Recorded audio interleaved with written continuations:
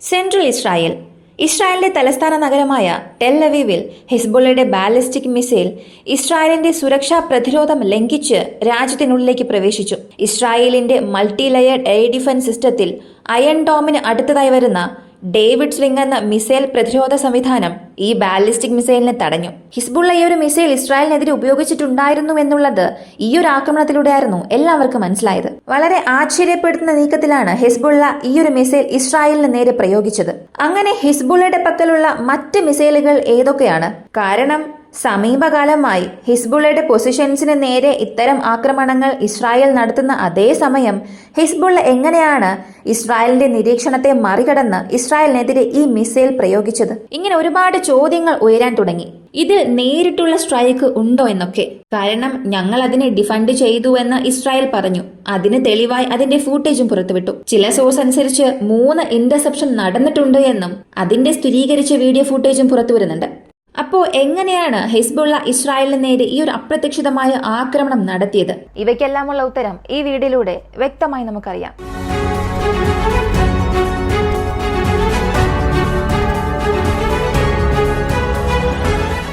ഇന്നലെ രാവിലെ 6:30 ഇസ്രായേലിന്റെ ടെൽ അവീവിന് ചുറ്റുമുള്ള പ്രദേശങ്ങളിൽ 4 മുതൽ 5 കിലോമീറ്റർ വരെയുള്ള പ്രദേശങ്ങളിൽ എയർ സൈറൺ അലാറം മുഴങ്ങാൻ തുടങ്ങി. ഉടൻ തന്നെ അവിടെയുള്ള ജനങ്ങളെല്ലാം ബോംബ് ഷെൽട്ടറിലേക്ക് ഓടാൻ തുടങ്ങി. ഹൂത്തികളുടെ ഹൈപ്പർസോണിക് ബാലിസ്റ്റിക് മിസൈൽ എങ്ങനെയാണോ 15 മിനിറ്റിനുള്ളിൽ 2000 കിലോമീറ്റർ കടന്ന് ഇസ്രായേലിനുള്ളിലേക്ക് കടന്ന് ഒരു ഭീതി നിറഞ്ഞ സാഹചര്യം സൃഷ്ടിച്ചത്, അതുപോലെയാണ് ഇപ്പോഴും സംഭവിച്ചത്.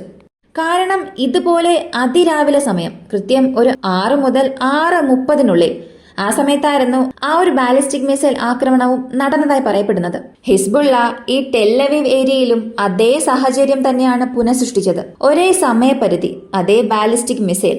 പക്ഷേ ഇവിടെ ഉപയോഗിച്ചിരിക്കുന്നത് ഹൈപ്പർസോണിക് ബാലിസ്റ്റിക് മിസൈൽ അല്ല. അതുപോലെ ഇവിടെ ഇതിപ്പോ പ്രയോഗിച്ചിരിക്കുന്നത് ഹിസ്ബുള്ളയാണ്. ഇപ്പോ ഈ മിസൈൽ വിക്ഷേപിച്ച ശേഷം ഞങ്ങൾ ആ മിസൈൽ തടഞ്ഞു. ടെൽ അവീവിന്റെ സമീപ പ്രദേശത്ത് വെച്ച് തന്നെ ഈ ഒരു ഇന്റർസെപ്ഷൻ സംഭവിച്ചുവെന്നും അതിന്റെ ഒരു ഫൂട്ടേജ് ഡേവിഡ് സ്ലിംഗ് വഴി അതിനെ തടഞ്ഞ ഒരു ഫൂട്ടേജ് പുറത്തുവിട്ടു. ഇപ്പോ പ്രശ്നം തുടങ്ങുന്നത് എവിടെയാണെന്നറിയാമോ? ഹിസ്ബുള്ള ഈ ഒരു മിസൈൽ വിക്ഷേപിച്ചെങ്കിൽ അത് ഏത് തരം മിസൈലാണ്? അതിനെക്കുറിച്ച് അന്വേഷിക്കുമ്പോഴാണ് ഖാദർ 110 അല്ലെങ്കിൽ ഖാദർ 1 എന്നാണ് പറയുന്നത്. ഇത് ഇറാൻ സൃഷ്ടിച്ച ഒരു ഷോർട്ട് റേഞ്ച് ബാലിസ്റ്റിക് മിസൈലാണ്. ഇതിന്റെ മീഡിയം റേഞ്ച് ബാലിസ്റ്റിക് മിസൈലുകളാണ് ഇതിന്റെ വിപുലീകൃത പതിപ്പ്.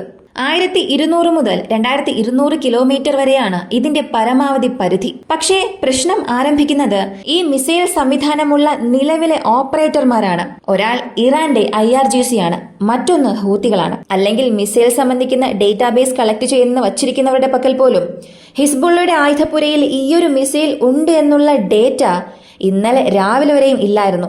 എല്ലാവരും വിചാരിച്ചുകൊണ്ടിരുന്നത് ഈ 2 ഓപ്പറേറ്റർമാരുടെ കയ്യിൽ ഹൂത്തികളും IRGCയുമാണ് ഈ ഒരു മിസൈൽ പ്രവർത്തിപ്പിക്കുന്നത് എന്നാണ് വിചാരിച്ചുകൊണ്ടിരുന്നത്. എന്നാൽ അതേസമയം അത്യന്തം ഞെട്ടിപ്പിക്കുന്ന രീതിയിൽ അപ്രതീക്ഷിതമായ ഒരു ട്വിസ്റ്റിൽ അതിശയിപ്പിക്കുന്ന ഒരു ആക്രമണമായി ഹിസ്ബുള്ള ഇസ്രായേലിന് നേരെ അത് പ്രയോഗിച്ചു. ഹിസ്ബുള്ള വിക്ഷേപിച്ച ഈ ഒരു മിസൈൽ ഇസ്രായേൽ ഒറ്റ മിസൈൽ ഉപയോഗിച്ചാണോ ഇന്റർസെപ്റ്റ് ചെയ്തത് എന്ന് ചോദിച്ചാൽ അങ്ങനെയല്ല. ഏകദേശം 9 മുതൽ 11 തവണ വരെ ഇന്റർസെപ്റ്റാർ മിസൈലുകൾ ആ ബാലിസ്റ്റിക് മിസൈലിനെ ലക്ഷ്യം വെച്ചു പോകുന്നു. അതിൽ ഒരേ ഒരു മിസൈൽ മാത്രമാണ് ഡയറക്റ്റ് ആ മിസൈലിനെ ഇന്റർസെപ്റ്റ് ചെയ്ത് അവസാനിപ്പിച്ചത്. ഇപ്പോ പലർക്കും ഒരു ചോദ്യം വരാം, ഒരു മിസൈലിന് മാത്രമല്ല ഇന്റർസെപ്റ്റ് ചെയ്യാൻ സാധിക്കൂ? 10 മുതൽ 15 മിസൈലുകൾ തൊടുത്തുവിടുകയും അതിനെ കൊണ്ടൊന്നും ഇന്റർസെപ്റ്റ് ചെയ്യാൻ കഴിഞ്ഞില്ല എന്ന് പറഞ്ഞാൽ ആ പോകുന്ന എല്ലാ മിസൈലുകളെ കൊണ്ടും ഇന്റർസെപ്റ്റ് ചെയ്യാൻ കഴിയുമോ എന്ന്. പക്ഷേ ഇവിടെ എന്താണ് സംഭവിച്ചത് എന്ന് അറിയണ്ടേ? ആദ്യം 3 മുതൽ 5 മിസൈലുകൾ വരെ ആദ്യഘട്ട ഇന്റർസെപ്ഷനിൽ അവർ തൊടുത്തുവിട്ടു.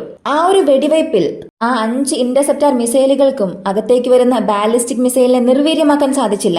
അതിനുശേഷമാണ് അടുത്ത ഘട്ടത്തിൽ 3 മുതൽ 4 മിസൈലുകൾ വരെ വീണ്ടും തൊടുത്തുവിട്ടു. അങ്ങനെ 2ാം ഘട്ട ഇന്റർസെപ്ഷനിലാണ് പോയ ഏതോ ഒന്ന് അകത്തേക്ക് വന്ന ബാലിസ്റ്റിക് മിസൈലിനെ ഡിഫൻഡ് ചെയ്തത്. ഒരുപക്ഷെ അതും മിസ്സായിരുന്നെങ്കിൽ അടുത്ത 2 മിനിറ്റ് മാത്രം ആ 2 മിനിറ്റിനുള്ളിൽ അകത്തേക്ക് വന്ന ആ ബാലിസ്റ്റിക് മിസൈൽ ഇസ്രായേലിന് തീർച്ചയായും ഒരു വൻ നാശം വരുത്തിയിട്ടുണ്ടാകും. സത്യം പറഞ്ഞാൽ അവസാന ഘട്ടത്തിൽ ഇസ്രായേൽ ആ ഒരു മിസൈലിനെ വിജയകരമായി പ്രതിരോധിച്ചു. ഇതിനെക്കുറിച്ച് ഹിസ്ബുള്ള അവരുടെ ഔദ്യോഗികമായ പ്രസ്താവനയിൽ ഒരു കാര്യം പറഞ്ഞു. മൊസാദിന്റെ ഹെഡ്ക്വാർട്ടേഴ്സ് ടെൽ അവീവിലാണ്. അവിടെ ഞങ്ങൾ അപ്രതീക്ഷിതമായ ഒരു ആക്രമണത്തിനായി ഞങ്ങളുടെ ഒരു മിസൈൽ തൊടുത്തുവിട്ടു. ഇത് എന്തിനു വേണ്ടിയിട്ടുള്ള റെസ്പോൺസ് ആണെന്ന് അറിയണ്ടേ? അടുത്തിടെ ലെബനനിൽ ഹിസ്ബുള്ള അംഗങ്ങൾക്കിടയിലുണ്ടായ കുഴപ്പങ്ങൾക്കെല്ലാം അവരാണ് കാരണം. പേജർ എക്സ്പ്ലോഷൻ, വാക്കി ടോക്കി എക്സ്പ്ലോഷൻ, എല്ലാ വ്യോമാക്രമണങ്ങൾക്കും പ്രധാന കാരണം മൊസാദാണ്. അവരെ ലക്ഷ്യം വെച്ച് ഞങ്ങൾ ഈ മിസൈൽസ് അയച്ചു. ഇത് ഞങ്ങളുടെ ആദ്യ പ്രതികാരത്തിന്റെ ആദ്യ ഘട്ടമാണ്. ഇസ്രായേൽ ഞങ്ങളെ എങ്ങനെയാണോ ആക്രമിക്കുന്നത്, അവർ ലബനൻ ജനങ്ങളെ ഞങ്ങളുടെ പേരിൽ എങ്ങനെയാണോ വേദനിപ്പിക്കുന്നത്, ഇവയ്ക്കെല്ലാം തീർച്ചയായും ഞങ്ങൾക്ക് ഉത്തരം നൽകാൻ കഴിയുമെന്ന് ആ ഒരു ഔദ്യോഗികമായ പ്രസ്താവനയിൽ പറഞ്ഞു. ഇത് സംഭവിച്ചതിന് ശേഷം ടെല്ലവീവിന് ചുറ്റുമുള്ള ഇസ്രായേലിൽ ഇപ്പോഴും പരിഭ്രാന്തി നിലനിൽക്കുകയാണ്. കാരണം ഒരുപക്ഷെ ഈ 2ാം ഘട്ട ഇന്റർസെപ്ഷനിൽ ഈ ബാലിസ്റ്റിക് മിസൈലിനെ തടഞ്ഞില്ലായിരുന്നെങ്കിൽ മധ്യ ഇസ്രായേലിൽ എവിടെയെങ്കിലും, അല്ലെങ്കിൽ ടെല്ലവീവിന് ചുറ്റും ഒരു റെസിഡൻഷ്യൽ സൈറ്റിൽ, അല്ലെങ്കിൽ മൊസാദിന്റെ ഹെഡ്ക്വാർട്ടേഴ്സിന് അടുത്തെവിടെയെങ്കിലും ഈ ഒരു മിസൈൽ വീണ് ഒരു വൻ വിനാശത്തിന് കാരണമായിട്ടുണ്ടാകാം. കാരണം 800 കിലോഗ്രാം മുതൽ 1200 കിലോഗ്രാം വരെ 1.2 ടൺ വരെയും സ്ഫോടക വസ്തുക്കൾ ചുമന്നുകൊണ്ടുവന്ന് ഈ ഒരു മിസൈലിനെ കൊണ്ട് പൊട്ടിത്തെറിക്കാൻ സാധിക്കും. ഈ സ്ഥലത്ത് ഇസ്രായേലിന്റെ ആരോ 3, ആരോ 2 ഇവയെ ഈ ബാലിസ്റ്റിക് മിസൈൽ അല്പം ഒന്ന് ആശയക്കുഴപ്പത്തിലാക്കി. കാരണം ഇസ്രായേലിനെ സംബന്ധിച്ച് ഒരു multi layered air defence system അവർ ഉപയോഗിക്കുന്നുണ്ട്. 0 മുതൽ 40 കിലോമീറ്റർ വരെ വിമാന വിരുദ്ധ തോക്കുകൾ, വിമാന വിരുദ്ധ ഉപകരണങ്ങൾ വഴിയും 40 മുതൽ 70 അല്ലെങ്കിൽ 0 മുതൽ 70 കിലോമീറ്റർ വരെ അയൺ ഡോം ഇന്റർസെപ്റ്റർ മിസൈലുകൾ വഴിയും 70 മുതൽ 300 കിലോമീറ്റർ വരെ ഈ ഡേവിഡ് സ്ലിംഗ്, ഇതാണ് ടയർ 3 അല്ലെങ്കിൽ ലെവൽ 3 വ്യോമ പ്രതിരോധ സംവിധാനം, അല്ലെങ്കിൽ ബാലിസ്റ്റിക് മിസൈൽ പ്രതിരോധ സംവിധാനം എന്ന് പറയാം. ഈ 300 മുതൽ 1500 കിലോമീറ്റർ വരെ ആരോ 2, 1500 മുതൽ 2500 കിലോമീറ്റർ വരെ അകത്തേക്ക് വരുന്ന ബാലിസ്റ്റിക് മിസൈൽ അല്ലെങ്കിൽ അകത്തേക്ക് വരുന്ന എയർക്രാഫ്റ്റ്സ്, ഇങ്ങനെ മൾട്ടി ത്രെഡ്സിനെ നിർവീര്യമാക്കാൻ ആരോ 2, ആരോ 3 പോലുള്ള എല്ലാ പ്രതിരോധ വിരുദ്ധ സംവിധാനവുമുണ്ട്. ഇപ്പോൾ ഈ ഒരു മിസൈൽ വിക്ഷേപിച്ചതിന് ശേഷം ലബനിൽ നിന്നും ഇസ്രായേലിന്റെ വ്യോമാതിർത്തിയിലേക്ക് പ്രവേശിച്ച ഉടനെ ഈ സംവിധാനങ്ങളെല്ലാം അതിനെ ട്രാക്ക് ചെയ്യാൻ തുടങ്ങിയിട്ടുണ്ടാകും. ട്രാക്ക് ചെയ്തതിന് ശേഷവും അവസാന ഘട്ടത്തിൽ, അതും ഇന്റർസെപ്ഷന്റെ 2ാം ഘട്ടത്തിലാണ് അതിനെ നശിപ്പിച്ചത്. ഇത് ഇവിടെ വലിയൊരു ചോദ്യം ഉയർത്തുന്നുണ്ട്.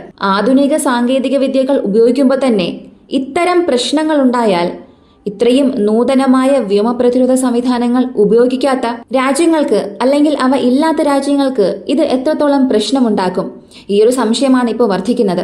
ഇപ്പൊ ഹിസ്ബുള്ള ഇസ്രായേലിനെതിരെ ഈ ഒരു മിസൈൽ വിക്ഷേപിച്ച ശേഷം അടുത്ത 10-ാം മിനിറ്റിൽ IDF ഒരു പ്രസ്താവന പുറത്തിറക്കി. ഹിസ്ബുള്ള ഈ ഒരു മിസൈൽ വിക്ഷേപിച്ചത് എവിടെ നിന്നാണോ, അതായത് ഈ ഒരു മിസൈൽ തെക്കൻ മേഖലകളിൽ നിന്നാണ് അവർ വിക്ഷേപിച്ചത് എന്ന് കോർഡിനേറ്റ്സുകൾ വഴി ഞങ്ങൾക്ക് മനസ്സിലായി. ചിത്രവും അവർ പ്രസിദ്ധീകരിച്ചു. ഇത് നോക്കൂ, ഈ താൽക്കാലിക ട്രക്കിൽ നിന്നാണ് ഈ മിസൈൽ വിക്ഷേപിച്ചത്. ആ സ്ഥലം ഇസ്രായേലിന്റെ വ്യോമസേന ഉപയോഗിച്ച് ആക്രമിച്ചു. വീണ്ടും ഇതുപോലെ മിസൈൽ സ്ട്രൈക്ക് ചെയ്യാൻ ഹിസ്ബുള്ള തയ്യാറെടുക്കുകയായിരുന്നു. ഞങ്ങൾ ആ ട്രക്കോടുകൂടി അതിനെ നശിപ്പിച്ചുവെന്ന് അവരുടെ പ്രസ്താവനയിൽ പറഞ്ഞു. അപ്പോൾ ഇസ്രായേലിനെ സംബന്ധിച്ചിടത്തോളം അവസാന വീഡിയോയിൽ പറഞ്ഞതുപോലെ ഹിസ്ബുള്ള ഇപ്പോൾ ഒരു തെറ്റായ തീരുമാനം എടുക്കുകയാണെങ്കിൽ, അല്ലെങ്കിൽ തിരിച്ചടിയുടെ പേരിൽ അവർ ഒരു ഉയർന്ന റേഞ്ച് മിസൈലോ അല്ലെങ്കിൽ അവർ രഹസ്യമായി സൂക്ഷിച്ചിരിക്കുന്ന ഏതെങ്കിലും ഒരു മിസൈലോ പുറത്തെടുത്ത് അത് ഇസ്രായേലിന് നേരെ ഉപയോഗിച്ചാൽ നിരീക്ഷണത്തിലുള്ള ഇസ്രായേലിന്റെ വിമാനങ്ങൾ തീർച്ചയായും അത് കണ്ടെത്തും. ഈ മിസൈലിന്റെ കോർഡിനേറ്റ്സ്, ആ മിസൈൽ എവിടെ നിന്നാണ് ലോഞ്ച് ആകുന്നത്, ഈ കാര്യങ്ങൾ എല്ലാം ഇസ്രായേൽ വ്യോമസേന ശേഖരിച്ച് അവരുടെ റിട്ടാലിയേഷൻ സ്ട്രൈക്ക് അവിടെ നടത്തുകയും ഹിസ്ബുള്ളയുടെ മുഴുവൻ പദ്ധതിയും തകർക്കും. ഹിസ്ബുള്ളയ്ക്ക് ഇത് വലിയൊരു തിരിച്ചടിയായി മാറും. പക്ഷേ മിസൈൽ വിക്ഷേപിച്ചതിന് ശേഷമാണ് ഇസ്രായേൽ ഇങ്ങനെ ചെയ്തത്.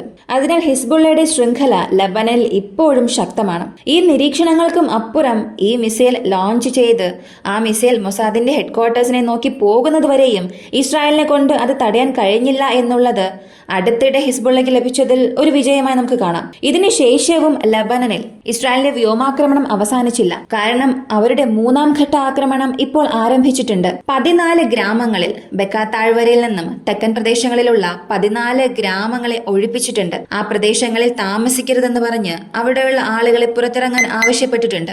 ആ പ്രദേശത്തിൽ ഇസ്രായേലിന്റെ വ്യോമാക്രമണം നടക്കുന്നുണ്ട്. കൂടാതെ പുറത്തേക്ക് പോയവർ, ആ ഗ്രാമം ഒഴിപ്പിച്ചവർ ഈ പ്രദേശങ്ങളിലേക്ക് തിരിച്ചു വരാൻ പാടില്ല. ഇനി ഒരു അറിയിപ്പ് ഉണ്ടാകുന്നതുവരെ ഈ മേഖലകളിൽ ആരും പ്രവേശിക്കരുത്. ഈ സന്ദേശം ഇസ്രായേൽ ലബനൻ ജനതയ്ക്ക് ഇപ്പോൾ നൽകുന്നുണ്ട്. ഇതിനിടയിൽ ഇറാൻ ഇറാഖ് യുദ്ധവാർഷികം ഇറാനിൽ ആഘോഷിക്കുകയാണ്. ഇറാന്റെ പരമോന്നത നേതാവ് ഖമേനി ഒരു കാര്യം പറഞ്ഞു: ലബനിലെ ഹിസ്ബുള്ളയെ സഹായിക്കാൻ ഞങ്ങൾ തയ്യാറാണ്. അമേരിക്കയെ സംബന്ധിച്ചിടത്തോളം ഇറാനെ അവർ നേരിട്ട് ആക്രമിക്കാൻ ഭയപ്പെടുകയാണ്.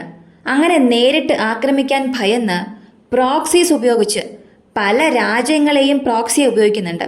ഇവിടെ ഇസ്രായേലിനെയാണ് ഉദ്ദേശിക്കുന്നത്. അങ്ങനെ പ്രോക്സിയായി പല രാജ്യങ്ങളെ ഉപയോഗിച്ച് ആ രാജ്യങ്ങളെ ഇറാനെതിരെ തിരിക്കാൻ ശ്രമിക്കുകയാണ്. അല്ലെങ്കിൽ ഇറാൻ ആർക്കെങ്കിലും എന്തെങ്കിലും സഹായം ചെയ്യുന്നുണ്ടെങ്കിൽ അമേരിക്ക അവരുടെ പ്രോക്സീസിനെ ഉപയോഗിച്ച് മിഡിൽ ഈസ്റ്റിൽ പലയിടത്തും പരോക്ഷമായി ആക്രമണം നടത്തുകയാണ് എന്ന് ഇസ്രായേൽ ലബനൻ പ്രശ്നത്തെ പരോക്ഷമായി തന്നെ അദ്ദേഹം സംസാരിക്കാൻ തുടങ്ങി. യഥാർത്ഥത്തിൽ അമേരിക്ക ഇസ്രായേലിനെ നേരിട്ട് പിന്തുണയ്ക്കുകയാണ്. എന്നാൽ ഇപ്പോൾ ഇറാന് ഹിസ്ബുള്ളയെ നേരിട്ട് പിന്തുണയ്ക്കാൻ കഴിയുന്നില്ല. പേരിന് വേണ്ടിയാണ് ഇത് പറഞ്ഞത്.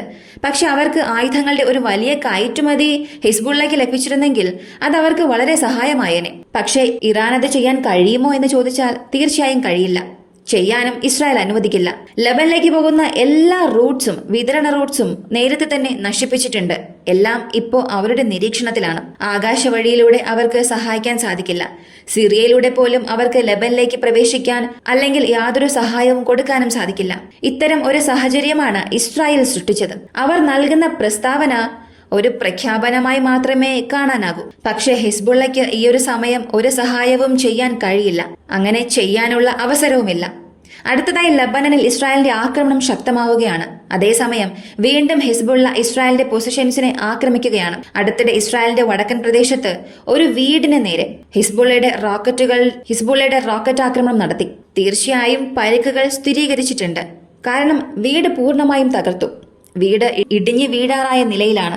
അവശിഷ്ടങ്ങൾക്കിടയിൽ ആളുകൾ കുടുങ്ങിക്കിടക്കുകയാണ്. കൂടുതൽ അപ്ഡേറ്റുകൾ വരുമ്പോൾ മാത്രമേ ഇതിനെക്കുറിച്ച് അറിയാൻ സാധിക്കൂ. അവിടെ മരണം ഉണ്ടായിട്ടുണ്ടോ ഇല്ലയോ, അല്ലെങ്കിൽ എന്ത് പ്രശ്നമാണ് അവിടെ നടന്നുകൊണ്ടിരിക്കുന്നത് എന്ന്. അതുപോലെ ഇന്നലെ രാവിലെ ലബനിൽ നിന്നുള്ള ഈ ബാലിസ്റ്റിക് മിസൈൽ ഇസ്രായേലിലെ സ്ഥാനങ്ങളെ ആക്രമിക്കുന്ന അതേ സമയം ഇറാഖിന്റെ ഭാഗത്തു നിന്നും 2 ചാവേ ഡ്രോണുകൾ സിറിയയുടെ വ്യോമാതിർത്തിയിൽ നിന്നും ഒരു പ്രത്യേക കണക്കിൽ ഇസ്രായേലിനുള്ളിലേക്ക് കടക്കാൻ ശ്രമിച്ചു. ഇസ്രായേൽ വ്യോമസേന അതിനെ വെടിവെച്ച് വീഴ്ത്താൻ ശ്രമിച്ചുവെന്നും ഒരു പ്രസ്താവന പുറത്തുവിട്ടു. അപ്പോൾ ഇസ്രായേൽ തലസ്ഥാനത്ത് ഹിസ്ബുള്ള ആക്രമിക്കാൻ ശ്രമിച്ചുവെന്നതാണ് ഇപ്പോൾ ഒരു വലിയ വാർത്തയായി മാറിയിരിക്കുന്നത്. കാരണം ഇങ്ങനെ ഒരു മിസൈൽ ആക്രമണം ഉണ്ടാകുമെന്ന് ആരും പ്രതീക്ഷിച്ചതല്ല. അതുപയോഗിച്ച് അവർക്ക് ടെല്ലവീവ് എത്താൻ കഴിയുമെന്ന്. കഴിഞ്ഞ ഒരു വർഷത്തിൽ നടന്നുകൊണ്ടിരിക്കുന്ന ഈ ഒരു പ്രശ്നത്തിൽ, ലബനിലെ ഹിസ്ബുള്ളയ്ക്കും ഇസ്രായേലിനും ഇടയിൽ നടക്കുന്ന ഈ ഒരു പ്രശ്നത്തിൽ ഇത്രയും ദൂരം വന്ന ആദ്യത്തെ മിസൈൽ അത് ഹിസ്ബുള്ളയുടെ ഈ ഖദർ 10 ആയിരുന്നു. ഇത് ഗുരുതരമായ ഭീഷണിയായി ഇസ്രായേൽ കണക്കാക്കാൻ തുടങ്ങിയാൽ വരും ദിവസങ്ങളിൽ ഹിസ്ബുള്ളയ്ക്ക് നേരെ കൂടുതൽ ആക്രമണാസക്തമായ ആക്രമണങ്ങൾ അവർ നടത്തും. UN കൗൺസിൽ പലരും ഈ ഒരു പ്രശ്നത്തെക്കുറിച്ച് സംസാരിക്കാൻ തുടങ്ങിയിട്ടുണ്ട്. പക്ഷേ ഈ ഒരു പ്രശ്നം പരിഹരിക്കാനുള്ള ഉത്തരവാദിത്വം ഹിസ്ബുള്ളയുടെയും ഇസ്രായേലിന്റെയും കൈകളിലാണ്. അവരുടെ കൈകളിൽ മാത്രമാണ്. ഈ 2 പക്ഷത്തിന് മാത്രമേ ഈ ഒരു യുദ്ധത്തെ അവസാനിപ്പിക്കാൻ സാധിക്കൂ. എന്നാൽ ഹിസ്ബുള്ളയ്ക്കെതിരെ എന്തൊക്കെ നാശനഷ്ടങ്ങൾ വരുത്തിവെക്കാൻ കഴിയുമോ, അല്ലെങ്കിൽ ഒരു 10-15 വർഷത്തേക്ക് തങ്ങൾക്ക് യാതൊരു പ്രശ്നവും വരാതെ തടയാൻ കഴിയുമോ, അതെല്ലാം ഇസ്രായേൽ ഇപ്പോൾ ചിന്തിച്ചു ചെയ്യാൻ തുടങ്ങിയിട്ടുണ്ട്. അതിന് ഹിസ്ബുള്ള എങ്ങനെ പ്രതികരിക്കും, അല്ലെങ്കിൽ ഇതുപോലെ സർപ്രൈസ് ആയിട്ടുള്ള ആക്രമണം ഇനിയും ഉണ്ടാകുമോ എന്നുള്ളത് കാത്തിരുന്ന് കാണാം. ഈ ഒരു വീഡിയോയെക്കുറിച്ചുള്ള നിങ്ങളുടെ അഭിപ്രായം കമന്റിൽ പറയുക. വീഡിയോ ഇഷ്ടമായാൽ ലൈക്ക് ചെയ്യുക, ഷെയർ ചെയ്യുക. നമ്മുടെ ചാനൽ ആദ്യമായി കാണുന്നവരാണെങ്കിൽ മറക്കാതെ സബ്സ്ക്രൈബ് ചെയ്ത് സപ്പോർട്ട് ചെയ്യുക. മറ്റൊരു വീഡിയോയുമായി വീണ്ടും കാണാം.